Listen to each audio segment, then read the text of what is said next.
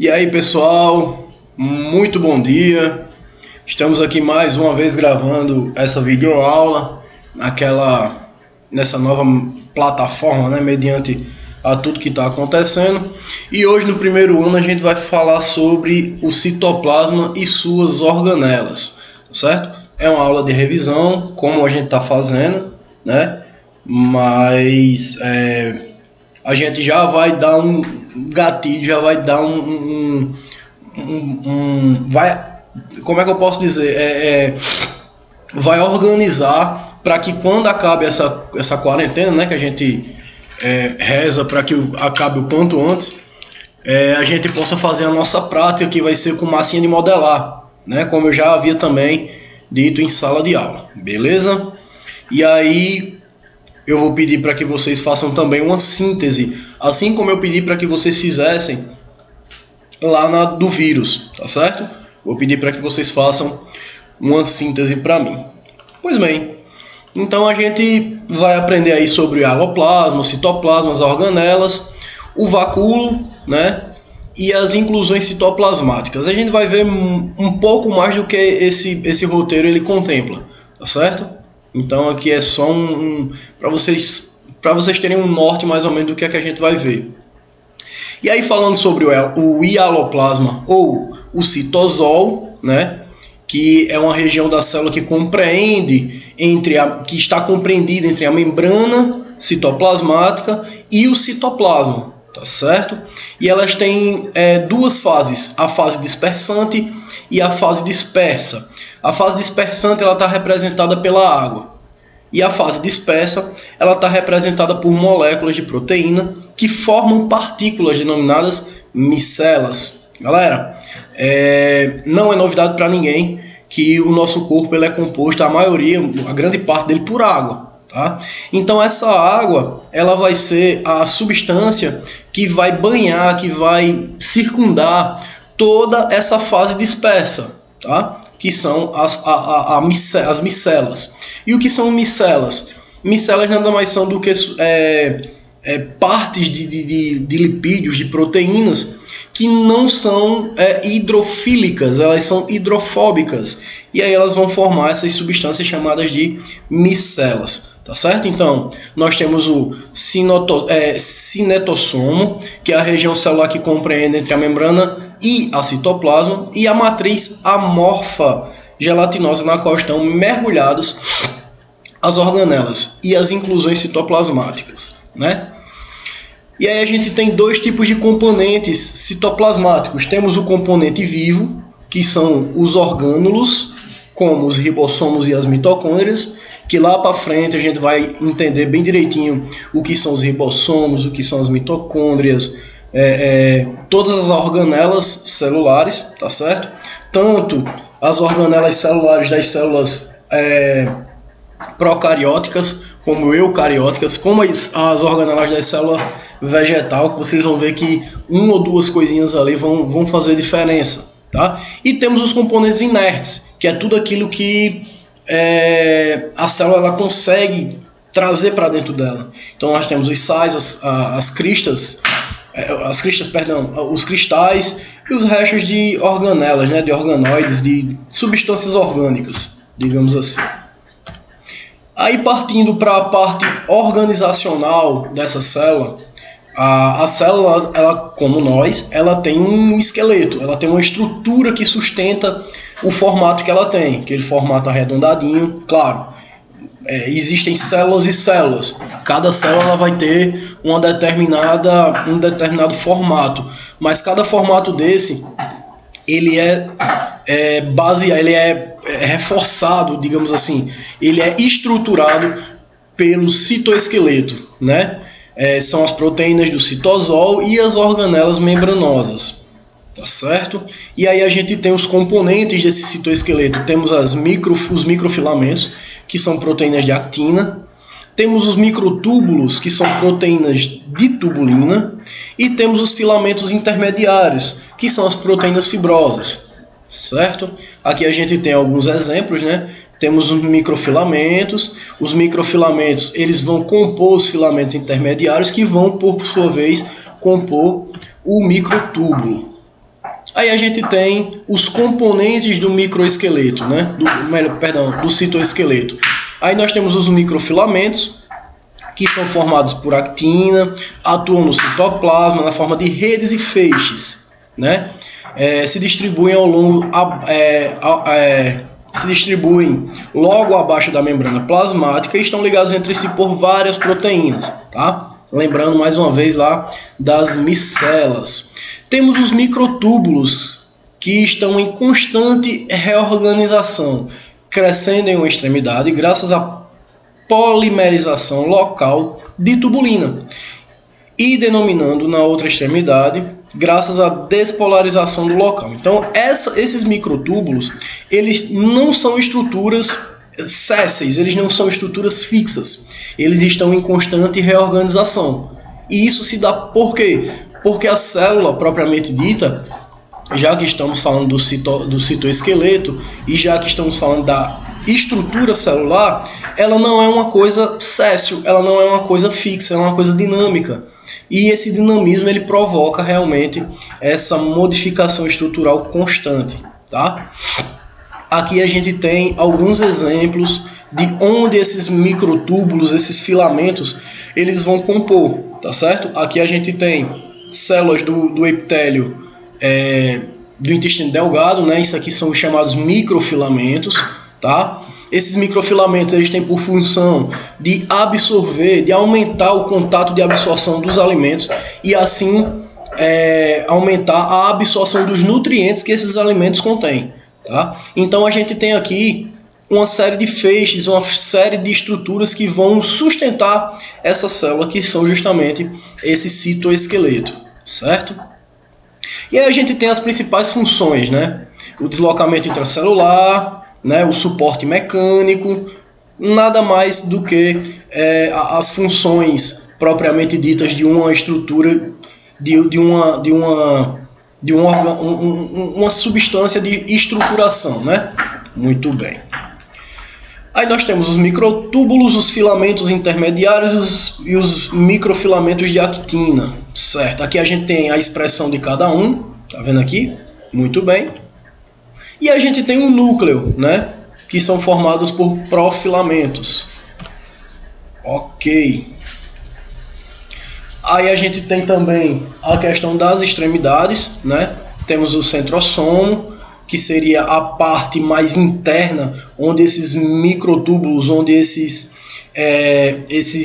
filamentos eles se encontram, né? E onde acontece a adição de tubulina e a retirada dessa tubulina também. Aí nós temos os filamentos intermediários, que são as fibras proteicas duras e resistentes encontradas no citoplasma da maioria, mas não de todas as células animais, tá? Ela é a parte mais externa, é uma parte que é formada por actina, tá certo? E essa actina, ela vai ser responsável justamente pela aquela parte mais espessa, aquela parte mais ligamentosa, que vai dar toda a estruturação da coisa,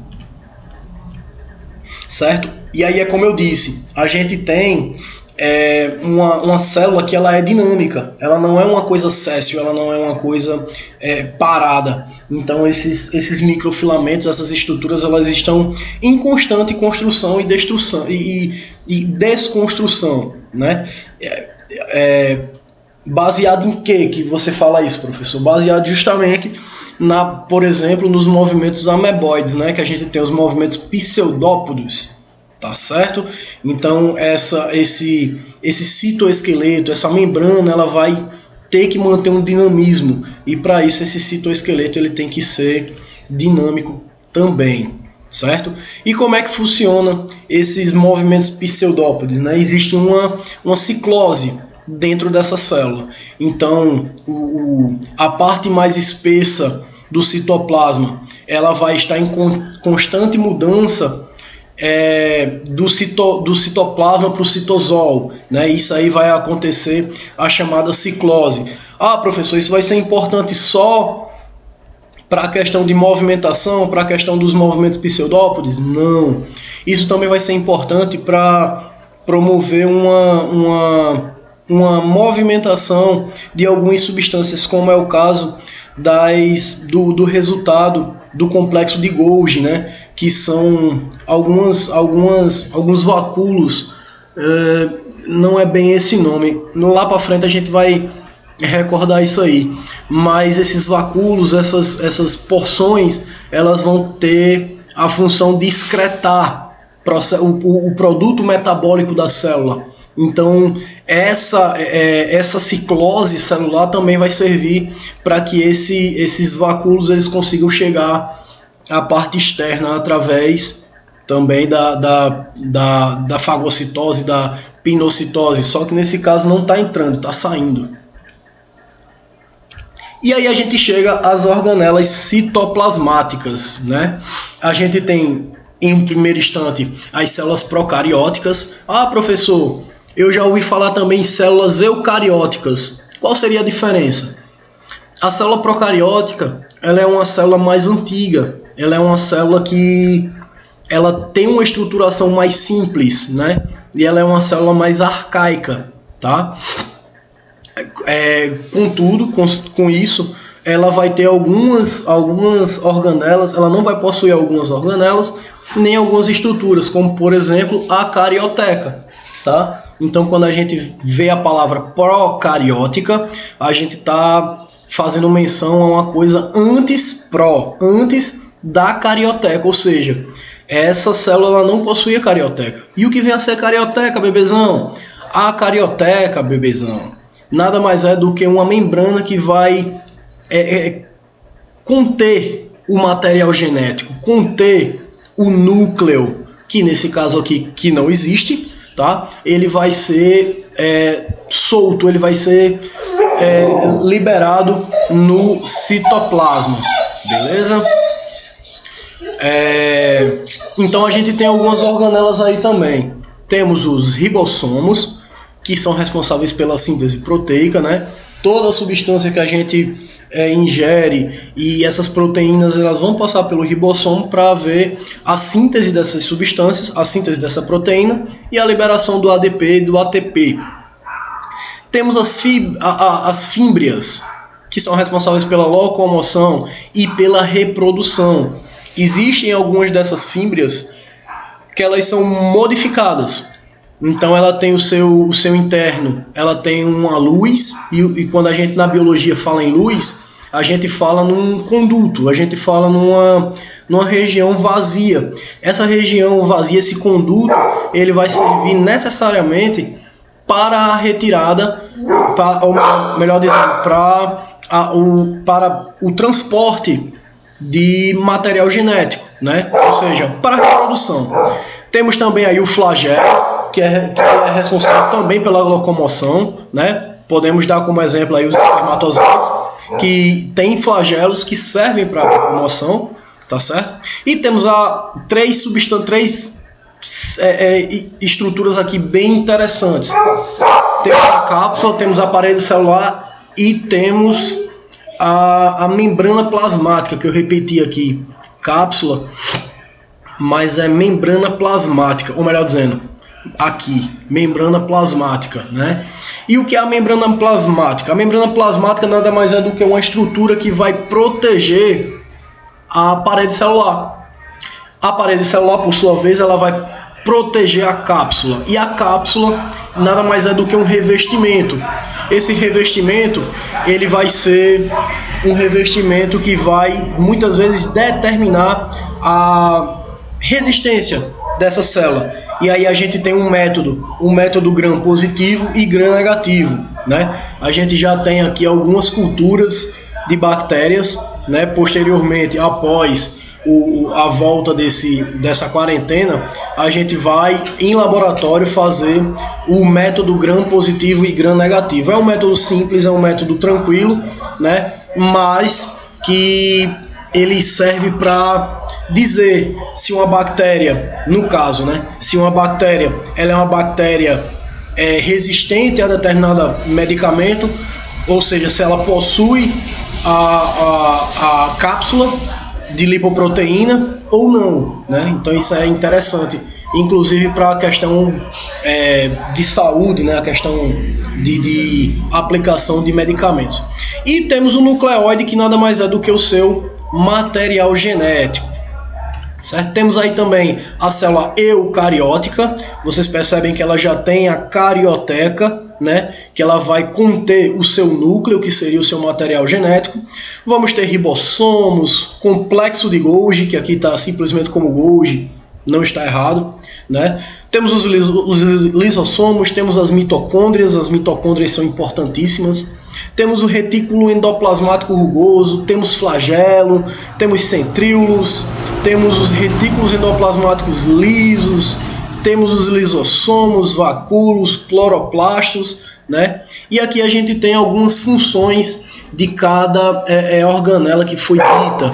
Por exemplo, o núcleo ele é responsável, claro, a carioteca, né? O núcleo ele é característico pela sua carioteca e ele tem a função de armazenar o material genético da célula, o DNA, cromossomos, né?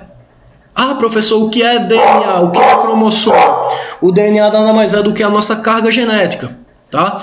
Em uma outra aula, a gente vai entrar no mérito de dizer o que é cromossomo, dizer como ela é formada, mediante as histonas, mediante a tudo. Tá? E tem o controle das atividades celulares via genes. Aí temos o núcleo, que é onde está é localizado dentro do núcleo, e é o local de síntese ribossômica. Tá? Temos o retículo endoplasmático rugoso e o retículo endoplasmático liso. O retículo endoplasmático rugoso, ele apresenta ribossomos, né, e está envolvido na síntese de proteínas. E o retículo endoplasmático liso não apresenta ribossomos, então é basicamente essa a diferença, né? E está envolvido na síntese de lipídios. O retículo endoplasmático rugoso está envolvido na síntese de proteínas, já o liso na síntese de lipídios, tá certo? Gorduras, tá certo? Temos o complexo de Golgi, que lá atrás ele está simbolizado como Golgi, não está errado. É o centro de acondicionamento de moléculas e síntese de carboidratos. Que é, nego? Fique quieto, fique quieto.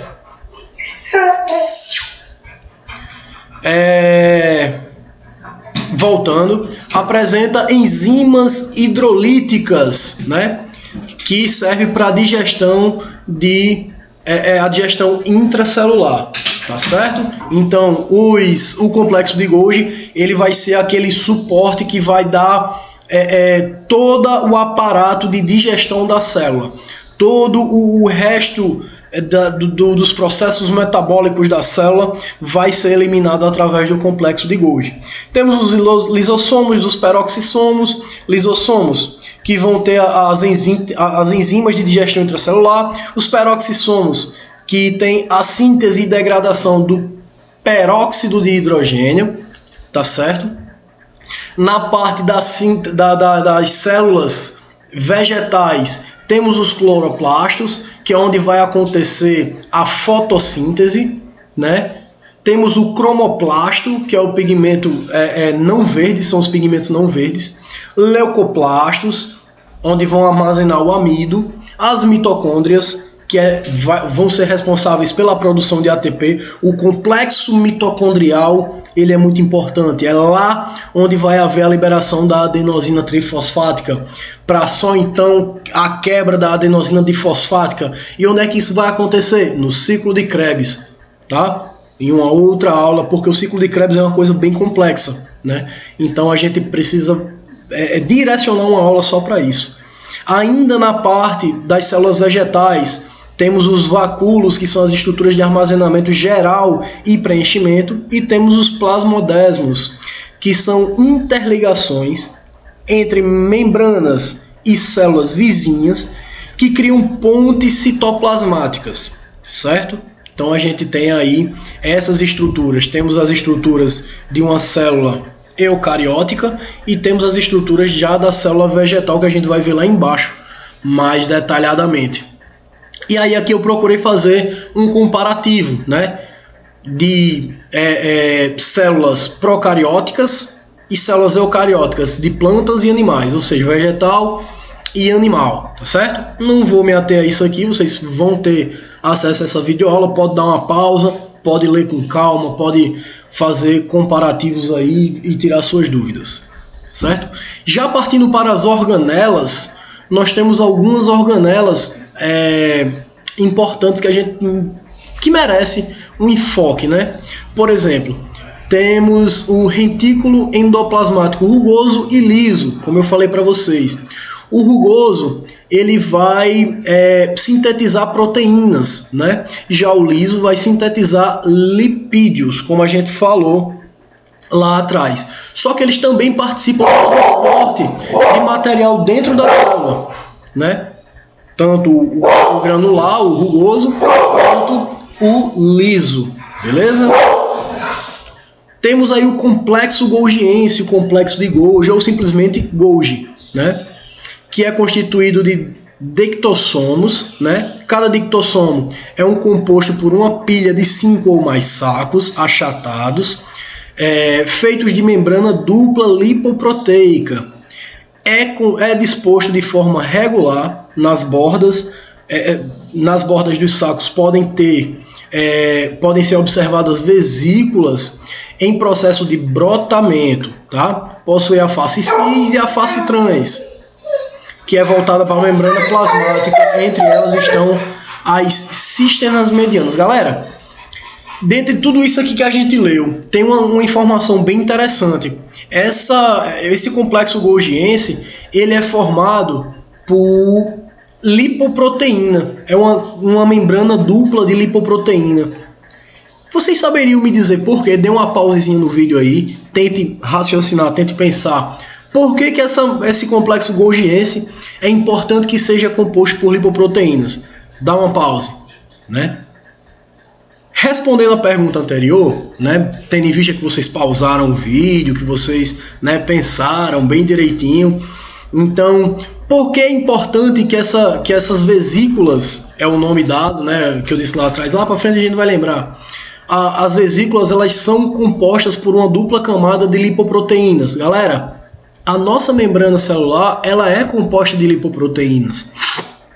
Então é interessante que toda essa camada lipoproteica, ela consiga se dissociar, né, mediante a membrana, e só o que tiver dentro da vesícula, ela saia. Então por isso que é importante que esse complexo golgiense, ele seja formado por lipoproteínas, né? Essas vesículas que são liberadas pelo complexo golgiense são formadas de lipoproteínas, tá? Aqui a gente vai ver o retículo endoplasmático rugoso, né? Ele vai pegar todo a sua vesícula, ele vai pegar todo aquele composto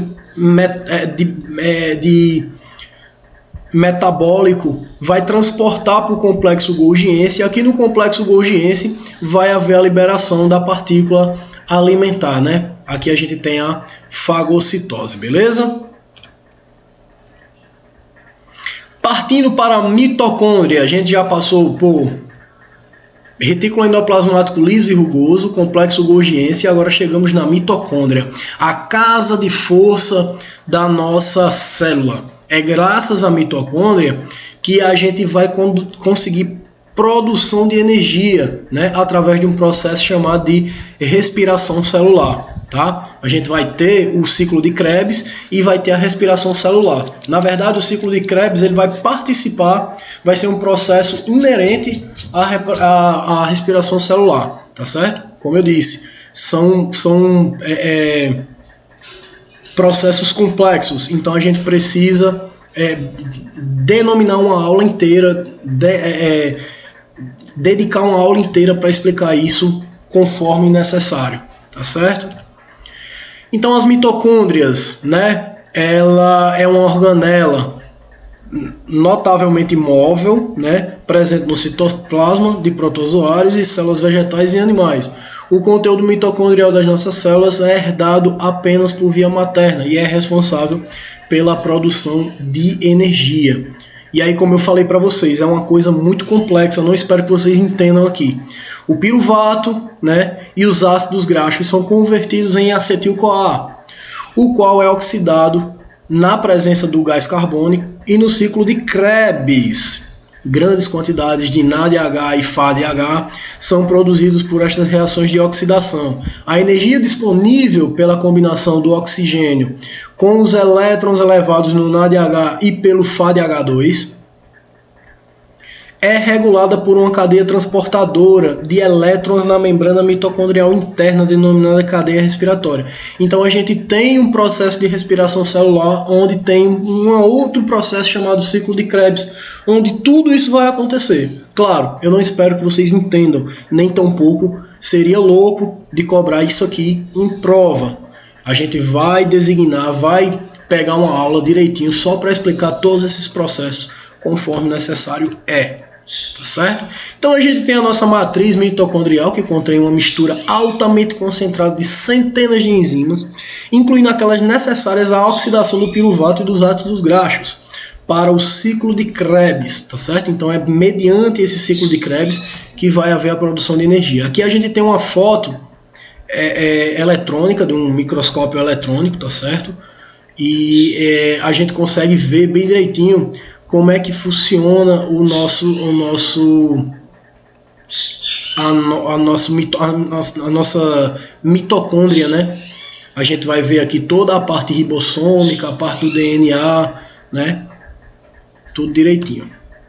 Aqui a gente tem a parte da divisão, como essa mitocôndria ela vai se dividir, né? Então a gente tem uma parte do nosso DNA, o DNA mitocondrial, e esse DNA também ele vai ser dividido mediante a sua divisão. Ah, professor, para que danado mitocôndria precisa se dividir? Galera, existe um negócio chamado de divisão celular, né? Nossas células elas estão em constante divisão, elas estão em constante aperfeiçoamento, melhor dizendo, divisão, né? E todos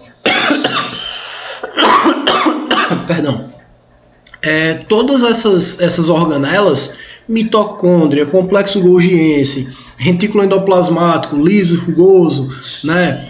Todas essas organelas elas vão precisar se multiplicar, ou seja, uma célula ela vai originar uma outra célula igual. Então, para isso, ela precisa ter todas essas organelas, todos esses aparatos, tá certo? Aí a gente tem aqui, mais uma vez, a questão da transformação e armazenamento de energia, sempre dando enfoque, né, que a mitocôndria ela é a responsável principal pela produção de energia, né? E aí a gente tem dois mecanismos, a glicólise anaeróbica no citosol e tem a fosforilação oxidativa, que seria na mitocôndria. Volto a dizer que vai ser uma coisa dentro da respiração celular que tem um outro processo chamado ciclo de Krebs, que a gente vai ver bem direitinho. E aí a gente tem o nosso ribossomo. Pessoal, a gente viu que o nosso ribossomo ele está dentro da nossa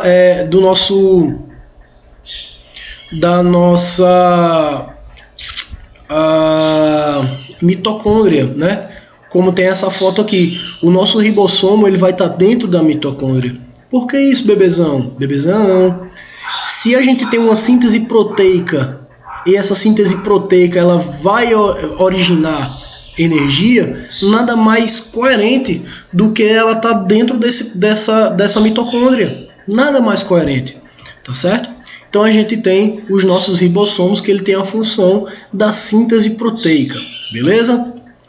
Aí a gente tem também, ainda na célula eucariótica animal, os peroxissomos, né? São responsáveis pelos processamentos das reações oxidativas utilizando oxigênio molecular, detoxicação, degradação da água oxigenada e do álcool. Contém enzimas oxidativas como catálise e urato oxidase. Certo? Então, os peroxissomos, pessoal, eles vão conseguir processar tudo que for em relação à água e o álcool, tá certo? Eles vão conseguir converter isso aí, né? A principal função das reações oxidativas nos peroxissomos é a quebra das moléculas de ácido graxo em um processo denominado beta-oxidação. Certinho? Então eles vão quebrar os ácidos graxos. Os lisossomos eles têm a função de digestão intracelular, tá certo? Os lisossomos. Aí a gente tem o surgimento dos lisossomos. Existem diversos tipos de lisossomos, tá certo?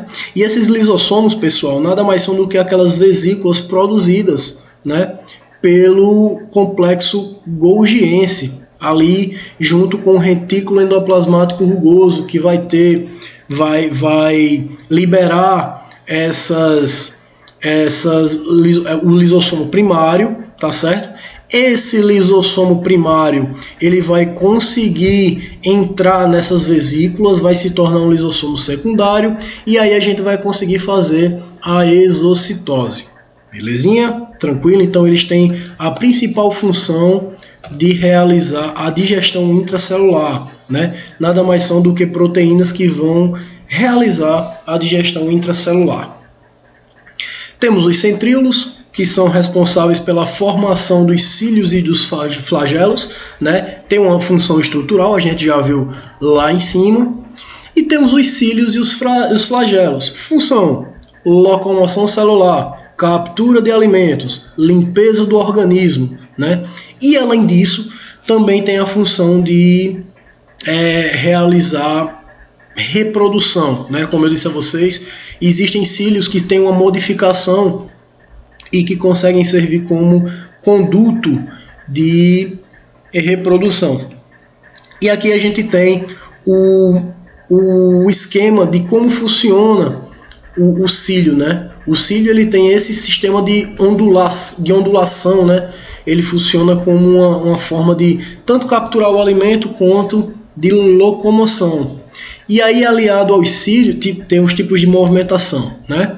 Tem a movimentação stroke, power stroke, e temos a recovery stroke, tá certo?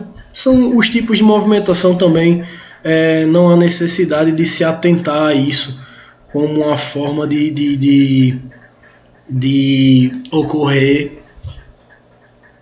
a questão de nota, de avaliação propriamente dito. A gente está passando isso aí só para que vocês entendam mesmo. E aí, como eu coloquei, a questão do flagelo é um tipo de célula, uma célula reprodutora, que ela realiza movimento helicoidal, né? Um movimento rotatório.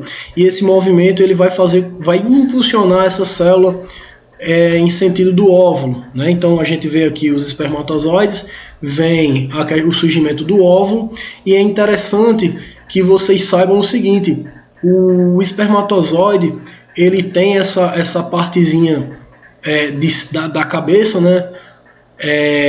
Ela é degradada, só entra o material genético dentro do óvulo, e após a fecundação, né, a gente tem a parte da divisão e assim a gravidez propriamente dita, né, a gestação propriamente dita. Isso também, pessoal, a gente vai ver passo a passo. É uma aula bem complexa, né?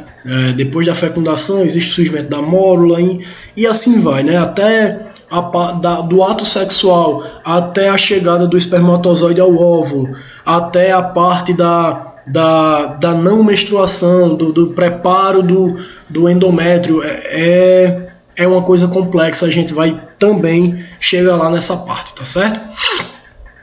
E aí a gente chega à parte das organelas citoplasmáticas vegetais, galera. É basicamente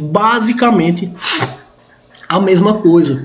Só que a organela, a célula vegetal, ela não vai ser 100% igual à célula animal. Por quê? Porque a gente vai ter uma parede celulósica, né, composta de celulose. A gente vai ter outras organelas como os ergastoplasmos, a gente vai ter os cloroplastos, a gente vai ter vacúolo, a gente vai ter uma série de outras substâncias, de outras organelas que não existem na célula animal, tá certo? Mas em suma basicamente a mesma coisa, tá certo? Nós temos aqui, por exemplo, os plastos e os cloroplastos. Os plastos, pessoal, armazenam, né, o amido e são pigmentados de outros produtos celulares. Eles não são verdinhos, né? eles têm a função de armazenar principalmente o amido. E os cloroplastos, eles são responsáveis pela fotossíntese. Dentro desses cloroplastos existem essas estruturas que são as responsáveis pela transcrição, digamos assim, da energia solar em energia celular, tá? Que são os tilacoides. Esses tilacoides, pessoal, eles são as estruturas responsáveis pela conversão dessa energia luminosa em glicose, em energia propriamente dita orgânica, tá certo? Então é bem interessante isso aí também. Temos os glioxissomos, né, que são organelos similares aos peroxissomos de células animais, que contêm enzimas para a conversão de lipídios em açúcares, a beta-oxidação de ácidos graxos, úteis no metabolismo celular. Então, no lugar dos peroxissomos aqui, que faz a beta-oxidação, né, que converte o lipídio em açúcar, a gente vai ter os glioxissomos. Temos aí o vacúolo, galera. Esse vacúolo é bastante interessante, presta atenção. Existe uma coisa chamada de controle osmótico. Toda vida que a gente ouvir osmose, ouvir algo relacionado a isso, a gente está falando de algo voltado para água, né? Então, o que é o controle osmótico?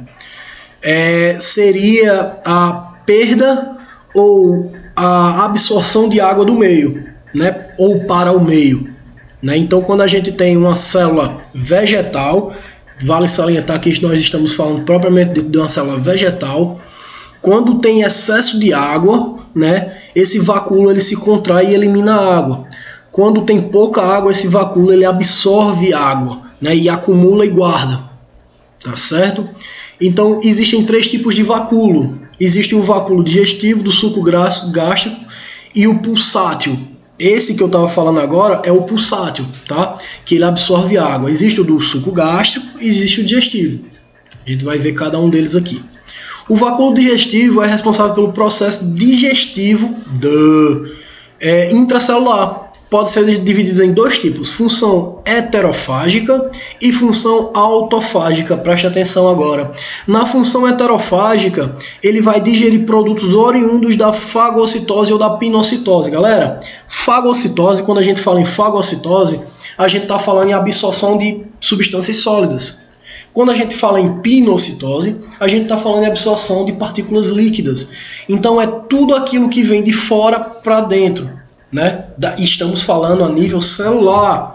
Não confundam. Não é por uma planta vai pegar uma determinada substância e adicionar ao seu interior. Não é isso. Estamos falando a nível celular.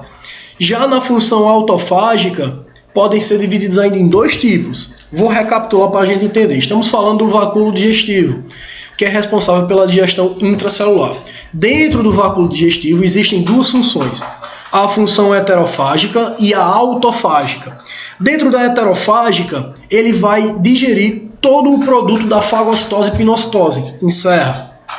Na função autofágica, ele ainda é dividido em 2 outros processos: a autofagia e a autólise. A autofagia, que é a digestão de organelas e estruturas próprias da célula. E a autólise, pelo rompimento da membrana lisossômica, as enzimas vazam para o citoplasma, destruindo completamente a célula. Galera, isso aqui acontece quando a célula está num processo de apoptose. E o que é o processo de apoptose? É o processo de destruição programada da célula. Ou seja, aquela célula não consegue mais se manter. Então acontece a chamada apoptose. Beleza? Então essa célula ela vai exercer uma função autofágica que quem vai ser responsável por isso vai ser o vacúolo digestivo, né? Então ela vai se autodestruir na função autofágica, ou na autofagia ou na autólise. Beleza, galera? Tranquilo? Espero que eu não esteja sendo muito rápido, tá bom? Mas aí vocês têm a probabilidade de pausar o vídeo, voltar, fiquem à vontade, tá certo? Aí a gente tem o vacúolo do suco digestivo, que é o vacúolo típico dos vegetais, e tem como função armazenar água, açúcar, nutrientes, sais, pigmentos metabólicos moléculas tóxicas e outras substâncias solúveis. Sua membrana se chama de tonoplastos. Tem a principal função de regular a quantidade de água das células vegetais. Tá certo? Então a gente está falando aí do vacúolo digestivo, do suco digestivo. E temos o vacúolo pulsátil, contrátil. Então a gente tem aqui uma determinada célula, né? Esse vacúolo ele se enche de água e em um determinado momento ele se contrai, fazendo com que essa água saia, né? São vacúolos dos protozoários, por exemplo, que vivem em água doce. Por ser naturalmente em meio hipotônico, a água doce tenta entrar espontaneamente na célula por osmose. E aí, à medida que essa célula vai se enchendo, ele tem que uma hora esvaziar. Beleza? Bom, finalizamos aqui a nossa parte de citoplasma e organelas citoplasmáticos. Peço a vocês que vocês deem uma olhadinha na parte principalmente das organelas. Quero que vocês entendam como funciona, entendam quais são as organelas das células, tá certo? Para quê? Para que quando a gente chegue no laboratório, que a gente vai fazer a massinha e tudo mais, para que vocês não tenham dúvidas quanto às organelas e quanto à fabricação da célula, beleza? Como do outro vídeo, né, eu vou pedir para que vocês também façam uma síntese disso aí. Quero que vocês descrevam para mim toda a parte das organelas, tá certo? E me enviem sempre lá na parte da plataforma do Google, tá certo? Sempre por lá. Qualquer dúvida, estamos aí no WhatsApp, né? Vocês têm meu número aí, vocês têm meu acesso, fiquem à vontade, beleza? Um beijo e tchau, tchau!